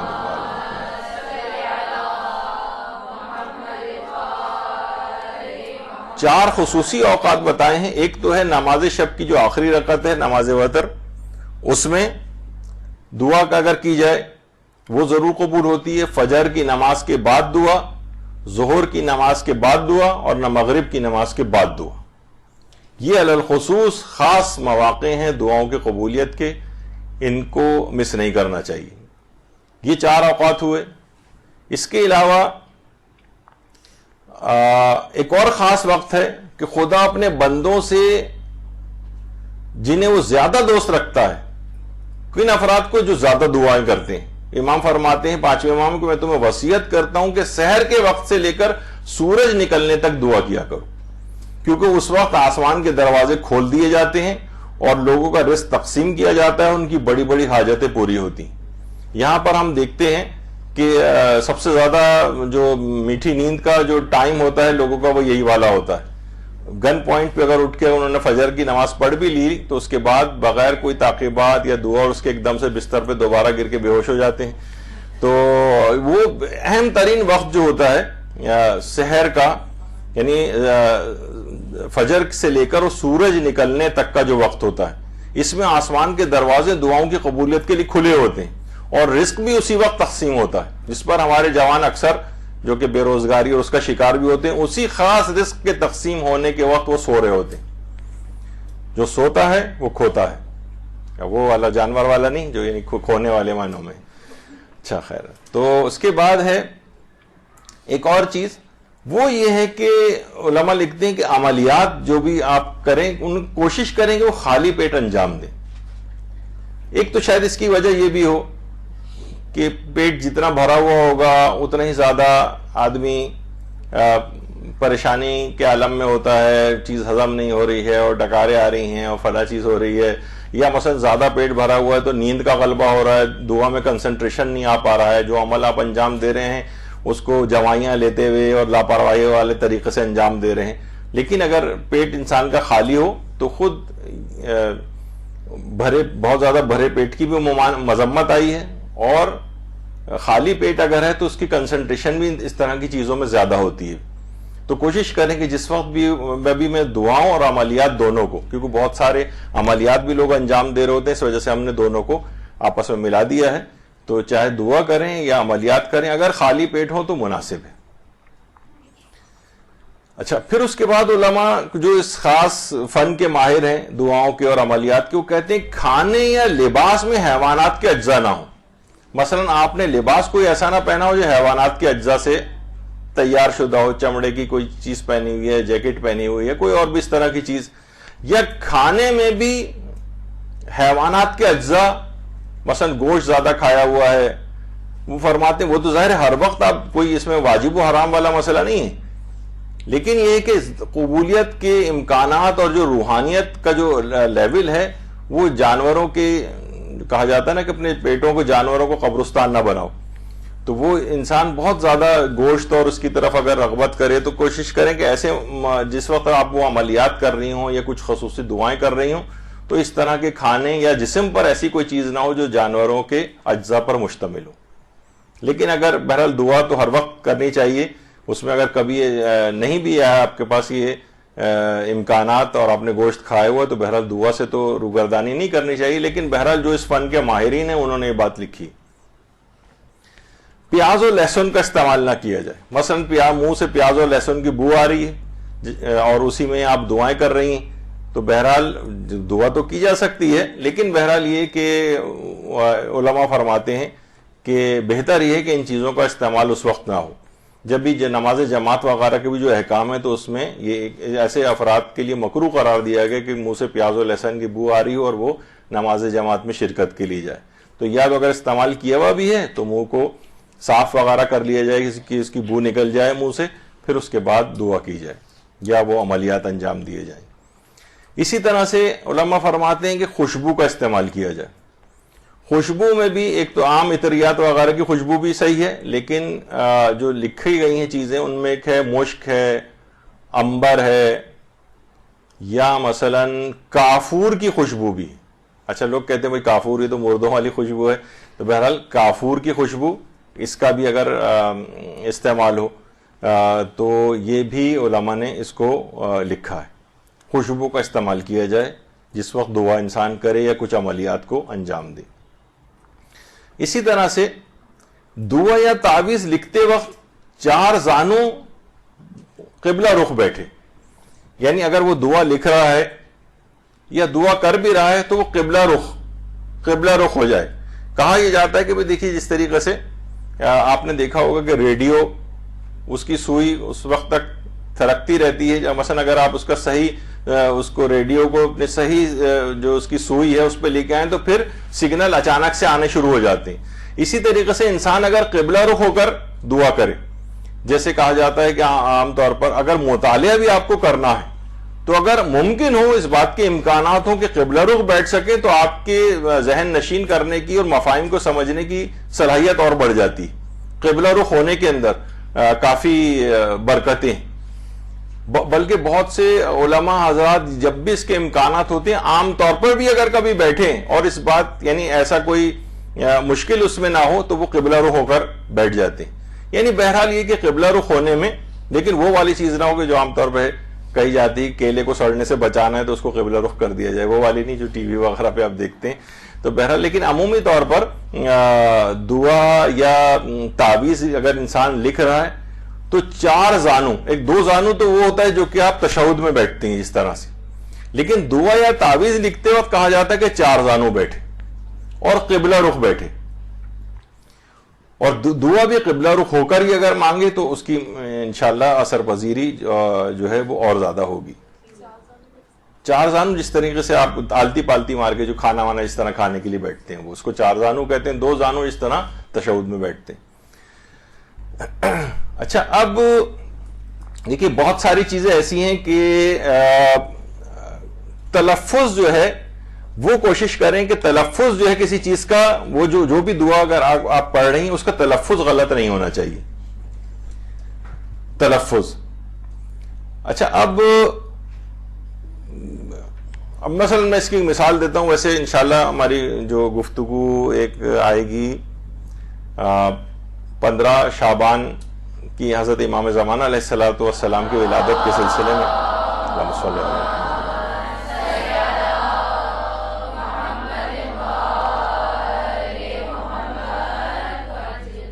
اس میں بھی یہ بات آئے گی. بہرحال یہ ہے کہ مثلا آپ کہتی ہیں کہ اللہم عجل لولیک الفرج، عین سے ہے عجل کہ ان کی جلد ان کا ظہور ہو جائے. جو دعا کرتی ہیں. اچھا اس میں لوگ عام طور پر عجل الف سے کہتے ہیں, اس کے معنی ہو جائیں گے پروردگار تاخیر کرے ان کے ظہور میں اگر الف سے, اور زیادہ تر لوگ عجل الف سے کہتے ہیں, عجل عین سے نہیں ہوتا. تو بعض اوقات یہ ہوتا ہے کہ تلفظ غلط ہو رہا ہے منہ سے, تو وہ بالکل ہی معنی پورے الٹے ہو گئے ہیں اس کے. اللہم صلی علی محمد وآل محمد, صلی صاد سے ہے, یہ صلی سین سے ہوگا تو معاذاللہ ایک بد دعا بن جاتی جو میں اپنی زبان پہ بھی نہیں لانا چاہتا. تو بہرحال یہ الفاظ ایسے ہیں کہ جو آپ کو پتا ہے کہ ایک نقطے کے فرق سے انسان محرم سے مجرم بن جاتا ہے. ٹھیک ہے, دعا جو ہے وہ دغا بن جاتی, یعنی صرف ایک نقطے کا ہی تو فرق ہوا لیکن پورے معنی بدل گئے. جیسے لوگ صحیح تلفظ نہیں آ رہا ہے, مثلا قلب کہنا چاہتے ہیں اسے قلب کہہ رہے ہیں, قلب معنی دل اور قلب جو ہے کتے وہ کہتے ہیں مثلا. تو اپنے تلفظ کو بہتر کرنا چاہیے. اسی طریقے جیسے سین ہے صاد ہے, اس کا فرق ہونا چاہیے. غاد, غوئے, زال, زے, یہ ملتے جلتے الفاظ ہیں لیکن دعاؤں کے اندر اس کے جو فرق کو سمجھنا چاہیے. تے اور توئے کا ایک فرق ہوتا ہے. تو اس طرح سے بہت سارے چیزیں ہیں کہ جن کا صحیح تلفظ اگر دعاؤں کے سلسلے میں نہیں تو پورے یعنی منہ سے جو انسان نکال رہا ہے وہی پورے غلط الفاظ نکال رہا ہے. تو پتہ نہیں کہ وہ قبولیت پروردگار تو خیر دلوں کی چیز دیکھ رہا ہوتا ہے, لیکن کم سے کم اپنی ذاتی کوئی غلطی جس کے اندر خود اپنا قصور ہو ایسے الفاظ جو ہیں استعمال نہیں کرنے چاہیے. اچھا اسی طرح سے جیسے قرآن کے اندر بھی ہے کہ وَإِذَا ابْتَلَىٰ إِبْرَاهِيمَ رَبُّهُ, آواز پھر غائب ہو گئی اس کی, کہ پروردگار نے چند احکامات کے ذریعے ابراہیم کو آزمایا. وَإِذَا ابْتَلَىٰ إِبْرَاهِيمَ رَبُّهُ, ابراہیم ربہ. اچھا اس میں اگر آپ زبر کو پیش کر دیں, پیش کو زبر کر دیں اور ابراہیم ربہ کر دیں تو یہ ہو جائے گا کہ ابراہیم نے اللہ کو چند احکامات میں آزمایا, پورے ہی معنی الٹے ہو جائیں گے. تو زیر و زبر کی بھی اس لحاظ سے غلطیاں نہیں ہونی چاہیے. تو بہرحال تلفظ کی اس لحاظ سے غلطی نہ ہو. آپ دیکھ لیں کہ جو بھی آپ دعا پڑھ رہی ہیں وہ اچھی طرح سے کہ میں صحیح الفاظ اور اس کے ساتھ پڑھ رہی ہوں تاکہ غلطی نہ ہو, تو اس کی اثر پذیری اور بڑھ جائے گی. لکھنے میں بھی غلطیاں نہ ہوں. اچھا ایک چیز تو بہرحال ہے کہ کبھی بھی کہا جاتا ہے کہ فلاں سورہ لکھیں تو لوگ کہتے ہیں بھائی ہمیں تو غلطیاں ہو سکتی ہیں. یعنی کوئی مومن یا مومنہ سے کتنی بعید ہے کہ وہ قرآن کا ایک سورہ بھی صحیح نہ لکھ سکے. یعنی کتنی محرومی کی بات ہے. ایسا خوف اور ڈر کا آپ کو کیا کرنا ہے, اپنی صلاحیت بڑھاتے کیوں نہیں کہ کوئی. دیکھیں پہلے تو اور بتا دوں کہ دعاؤں میں یا قرآنی آیات کے سلسلے میں اعراب لگانے یہ ضروری نہیں ہوتے. فرشتوں کو بھی پتا ہے, یہ تو ہمارے پڑھنے اور اس کے لحاظ سے چیز ہوتی ہیں, تو لوگ اکثر اعراب اوپر نیچے نہ ہو جائیں اس وجہ سے شاید لوگ ڈر رہے ہوتے. لیکن اگر وہ نہیں ہے تو صرف سورے کو دیکھ کر لکھنے میں ایسا کیا مومن اتنا زیادہ ناقص ہے کہ وہ اس کو بھی غلط لکھے گا. بہرحال کوشش یہی کرنی چاہیے کہ لوگ جب بھی کہتے ہیں کہ کوئی نہ فوٹو کاپی کرا کے نہ رکھ دیں, تو لکھنے سے لوگ بڑا گھبرا رہے ہوتے ہیں. لیکن میرے لحاظ سے ایک بڑی محرومی ہے کہ قرآن کو, کیونکہ خود قرآن کی کتابت کرنا یا اس کو لکھنا خود الگ سے ایک ثواب ہے. وہ فوٹو کاپی کرانے سے اس کو وہ والا ثواب نہیں ملے گا, خود لکھنے میں جو ثواب ہے. تو بہرحال اگر لکھے تو اچھی طرح دیکھ کے لکھے, لکھنے میں بھی غلطی نہ ہو, غلطی سے پاک ہو. کئی دفعہ دیکھ لیا جائے اس کو کہ جو بھی دعا آپ لکھ رہی ہیں یا قرآنی سورہ لکھ رہی ہیں ان میں تلفظ کی لکھنے کے اعتبار سے کوئی غلطی نہ ہو, نہ پڑھنے کی ہو کوئی. اچھا یہ کرنا چاہیے کہ جو بھی دعا یا عمل آپ کر رہی ہیں یا لکھ رہی ہیں, لکھنے یا پڑھنے والے اعمال میں شروع سے آخر تک ایک ہی شخص ہو. یہ بھی ایک ہے. مثلا لوگ کہتے ہیں کہ اچھا جناب یہ کہ فلاں سورے کو اتنی دفعہ پڑھا جائے, تو ایسا کر لیتے ہیں گھر میں ہم 4-5 افراد ہیں, 2 وہ پڑھ لے 2 وہ پڑھ لے, اس طرح سے کر کے.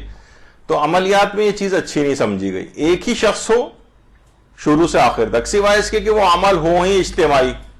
ہر شخص, اب جیسے میں نے شاید اس میں ذکر کیا تھا سورہ انعام کی جب ہم کر رہے تھے گفتگو, تو اس میں یہ بات آئی تھی کہ ایران کے اندر تو تقریباً یہ چیز بہت رائج ہے. تو کوشش کریں کہ شروع سے آخر تک ایک ہی شخص ہو, لکھنے والا بھی یا پڑھنے والا بھی. تو اس میں سورہ انعام کی بات ہو رہی تھی, تو اس میں یہ تھا کہ وہاں پر رائج ہے سورہ انعام کے, یعنی مشکلات و پریشانیوں کے لیے لوگ سب جمع ہو کر سورہ انعام کا ایک عمل کرتے ہیں. یعنی سب لوگ بیٹھ کے اپنی اپنی سورہ انعام پڑھتے ہیں. یہ نہیں کہ مثلا ایک رکوع میں پڑھوں گا, دوسرا رکوع تم پڑھو گے, تیسرا رکوع کوئی اور شخص پڑھے گا. نہیں, ایک ہی شخص شروع سے آخر تک. یا اگر کوئی چیز لکھنی بھی ہے تو لکھنے والا بھی, مثلا کوئی قرآنی سورہ بڑا ہے تو یہ نہیں ہو کہ آپ کہیں ایک رکوع میں لکھوں گی, ایک رکوع تم لکھو, شروع سے آخر تک ایک ہی ہو. تو خیر یہ متعدد بھی ہو سکتے ہیں اگر اس کا امکان نہ ہو, لیکن علماء یہ فرماتے ہیں کہ جنہوں نے اس موضوع پر کام کیا ہے کہ لکھنے والا اور اعمال میں پڑھنے والی چیزوں میں شروع سے آخر تک ایک ہی شخص ہونا چاہیے. کوشش یہ کرنی چاہیے کہ دعا نویسی خوشخط ہو. خوشخط ایسی میں نے تحریریں دیکھی ہیں جسے کہا جاتا ہے نا کہ مکوڑے کو انک میں ڈبو کر کاغذ پہ چھوڑ دیا جائے تو جو لکیریں بناتا ہے اس طرح کی. تو دعا نویسی خوشخط ہونی چاہیے, اچھے اس میں آپ خط میں لکھیں نا, یعنی پڑھنے میں دیکھنے میں کوئی شخص دیکھے تو اسے ایک نظر آئے گی. ڈاکٹروں والی رائٹنگ کے اندر اس طرح پرسکرپشن عام طور پہ لکھے جاتے ہیں کہ جسے سوائے میڈیکل اسٹور والا کوئی پڑھ ہی نہیں سکتا کوئی اور, خود ڈاکٹر صاحب بھی اکثر پریشان ہو جاتے ہیں کہ میں نے کیا لکھا تھا. یہ تو اس طرح کی چیز نہ ہو, خوش نویسی کے ساتھ ہو, خوشخط ہو. دعا نویسی خود ایک باقاعدہ فن. ہمارے بہت سے بڑے بڑے علماء وہ دعا نویسی کے لیے لوگ ان کے پاس آتے ہیں. ایران کے اندر بھی ایک زمانے میں ہوتا رہا ہے کہ دعا نویسی کے لیے باقاعدہ کچھ علماء بیٹھ جاتے تھے مسجد جمکران میں کسی جگہ اور عریضے تک لوگوں کے لکھا کرتے تھے. تو دعا نویسی بہرحال ایک خوشخط اس کو ہونا چاہیے. اچھے الفاظ اچھے طریقے سے لکھیں گے تو آپ کے دل میں بھی اس کی اہمیت ہوگی, اور بس ایسی گھسیٹا مار کر رائٹنگ کے اندر اگر آپ نے لکھا ہوا ہے تو خود آپ کی نگاہ میں بھی اس کی اہمیت نہیں ہوگی. دعا خوش الحانی سے پڑھی جائے. خوش الحانی سے, خوش الحانی کے کیا معنی ہیں؟ یعنی بہت اچھے الفاظ میں, بہت اچھی خوش الحانی کے ساتھ, بہت اچھی طرز کے اندر اس طریقے سے کوشش کریں کہ لوگوں کو اپنی, ہوتا ہے نا عام طور پر پڑھتے ہوئے جا رہے ہیں جس میں کوئی کیف نہیں ہے, کوئی اتار چڑھاؤ نہیں ہے, کوئی لگ رہا ہوتا ہے کہ بس یہ بس ایک ریل گاڑی کی طرح سے بہت سی دعائیں جو ہیں پڑھی جا رہی ہوتی ہیں, جن کو دیکھنے سننے میں بھی اتنا اچھا نہیں لگتا. اور یقین کیجئے کہ بہت سی, جیسے ہمارے ہاں عام طور پر مساجد ہوتی ہیں, مساجد اب تو خیر کچھ بہتری آ گئی ہے, ورنہ تو ایسے افراد کو, ایسے بزرگوں کو جنہیں صحیح طرح سے اذان دینی بھی نہیں آتی, یعنی کہا جاتا ہے نا کہ جو شہید مطہری کہتے تھے کہ اذانیں جو ہیں لوگوں کو اسلام کی طرف راغب کرتی ہیں, لے کر آتی ہیں, لیکن بہت سی اذانیں لوگوں کو اسلام سے دور لے جاتی ہیں. ایسی اذانیں بھی ہوتی ہیں, اور کچھ اذانیں میں نے اپنی کانوں سے ایسی سنی ہیں کہ بس اللہ معاف کرے کہ وہ جو جس طریقے سے وہ اذان اتنی اغلاط سے بھرپور, یعنی ایک ہی اذان کے اندر 30-40 کم سے کم ویسی غلطیاں اور اتنی خراب آواز میں اذانیں, اور لاؤڈ اسپیکر کے اوپر کہ اغیار جو سن کر ہنستے ہوں گے ان کو. تو دعا کے سلسلے میں بھی یہ بات رہے کہ خوش الحانی ہونی چاہیے, بہت اچھے طریقے سے اگر پڑھی جائے گی دعا تو اس کی اثر پذیری, آپ کا بھی دل لگے گا اس کے اندر, بہترین طریقے سے دعا کرنی چاہیے. ہر عمل سے پہلے محمد و آل, ہر دعا سے پہلے محمد و آل محمد علیہ السلام پر درود.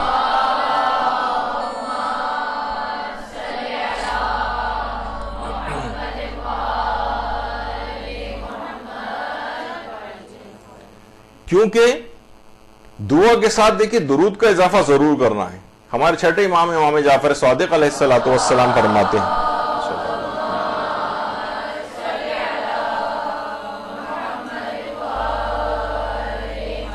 کہ جب تک محمد و آل محمد پر درود نہ بھیجا جائے اس وقت تک دعا پردوں میں چھپی رہتی, اور یہ بلند ہی نہیں ہوتی, قبولیت کے مرحلے تک نہیں جاتی. تو ہمیشہ اول و آخر میں اس انداز سے درود رہنا چاہیے. اور جب بھی ہمارے چھٹے امام یہ بھی فرماتے ہیں کہ جسے اللہ سے کوئی حاجت درپیش ہو اسے چاہیے کہ پہلے وہ محمد و آل محمد پر درود بھیجے, پھر اپنی حاجت بیان کرے, آخر میں پھر درود پر ہی دعا کا اختتام کرے, کیونکہ اللہ کی شان اس بات سے بہت بالا تر ہے کہ دعا کے اول و آخر کو تو قبول کر لے اور درمیانے حصے کو چھوڑ دے. اللہم صلی علی محمد و آل محمد.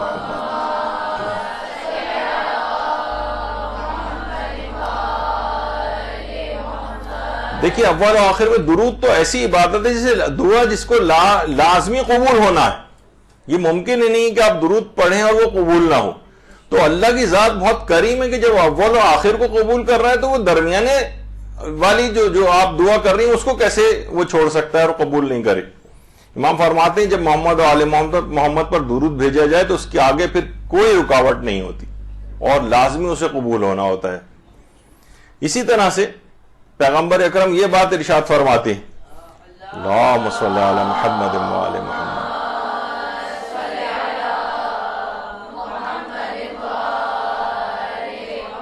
کہ جو شخص بھی مجھ پر صبح و شام 10 مرتبہ صلوات پڑھتا ہے تو میں اسے وہ چیز دے دیتا ہوں جس کی اسے ضرورت ہوتی، ہر وہ چیز اسے مل جائے گی، یعنی بغیر مانگے ہی اس کو مل جائے گا اگر 10 دفعہ صبح اور شام پیغمبر اکرم پر درود بھیج دے۔ اللہم صلی علی محمد و آل محمد۔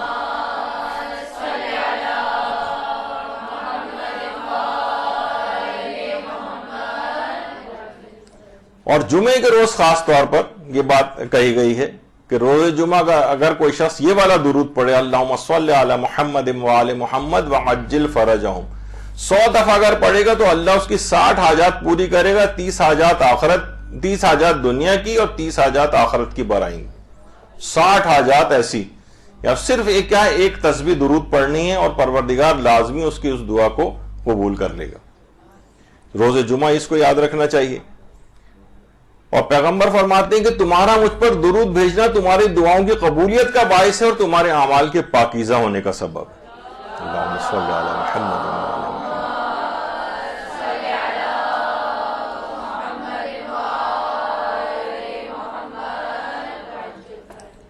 اور یہ بھی ہمارے چھٹے امام نے بات ارشاد فرمائی کہ دعا سے پہلے اللہ کی حمد و ثنا کرو، پھر گناہوں کا اقرار کرو، اس کے بعد دعا مانگو، چونکہ کوئی انسان گناہ سے بری اس وقت تک نہیں ہو سکتا جب تک کہ اپنے گناہوں کا اقرار نہ کر لے۔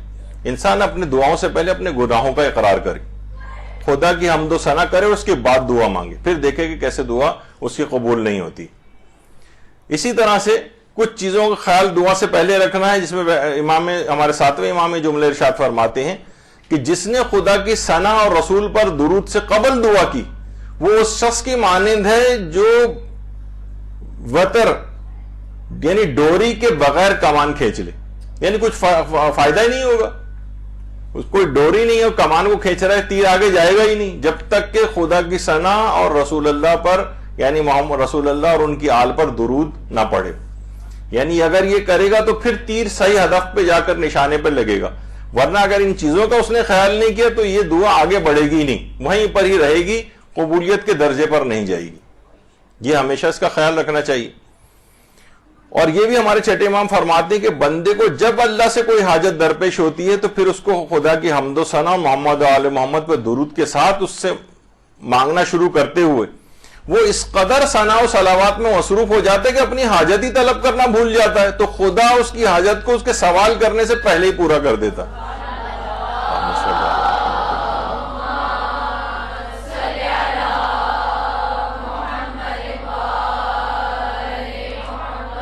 دعا مانگنا شروع کی اور اس سے پہلے خدا کی حمد و ثنا میں لگ گیا، درود پڑھنے لگا، یہاں تک کہ اپنی دعا ہی بھول گیا۔ پروردگار بغیر کہے ہی اس کو دعا بھول گیا، ساری اس کی حاجات وہ سب قبول کر لے گا، کیونکہ یہ ایک ایسی چیز کے اندر مصروف ہو گیا جو کہ دعاؤں کی قبولیت کے لیے بہت مؤثر ہے۔ اسی طرح سے پیغمبر فرماتے ہیں کہ مجھ پر درود بھیجنا تمہارے دعاؤں کی مقبولیت کا سبب ہے، تمہارے اعمال کی زکوٰۃ، یعنی پاکیزہ کرے گا تمہارے اعمال کو، یہ تمہارا ہی عمل۔ اللہم صلی علی محمد۔